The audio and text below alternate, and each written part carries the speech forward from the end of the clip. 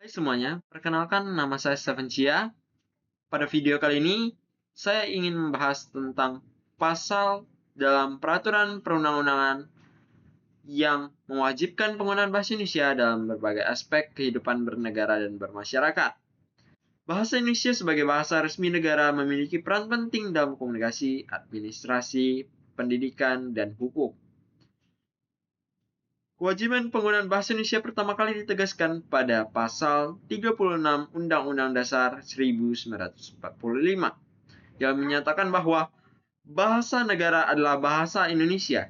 Ketentuan ini menegaskan status bahasa Indonesia sebagai bahasa resmi dalam pemerintahan dan kebangsaan. Undang-Undang Nomor 24 Tahun 2009 tentang bendera, bahasa, dan lambang negara, serta lagu kebangsaan yang mengatur lebih lanjut kewajiban penggunaan bahasa Indonesia.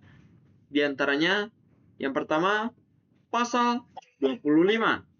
Bahasa Indonesia wajib digunakan dalam komunikasi resmi pemerintahan. Pasal 26. Bahasa Indonesia digunakan dalam peraturan perundang-undangan. Pasal 31.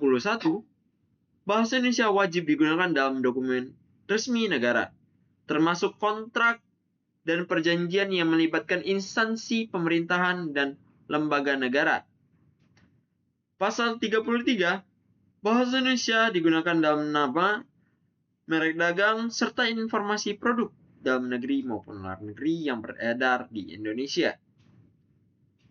Selanjutnya, di dalam pasal 57 ayat 1 di Undang-Undang Nomor 13 Tahun 2003 disebutkan bahwa perjanjian kerja yang dibuat secara tertulis harus menggunakan bahasa Indonesia. Hal ini bertujuan untuk memastikan bahwa pekerja memahami isi kontrak dengan jelas. Selanjutnya, Peraturan Presiden Nomor 63 Tahun 2019. Peraturan Presiden ini mengatur secara lebih rinci mengenai penggunaan bahasa Indonesia, termasuk di dalam pasal 2, yaitu bahasa Indonesia wajib digunakan dalam pidato resmi Presiden, Wakil Presiden, dan pejabat negara lainnya.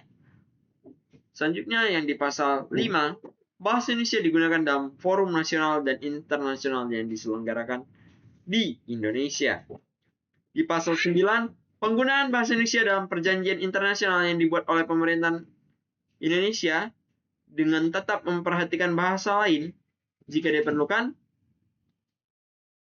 Nah, penerapan aturan ini bertujuan untuk menjaga kesatuan nasional dan meningkatkan pemahaman hukum bagi masyarakat, serta mendorong kedaulatan bahasa dalam berbagai aspek kehidupan.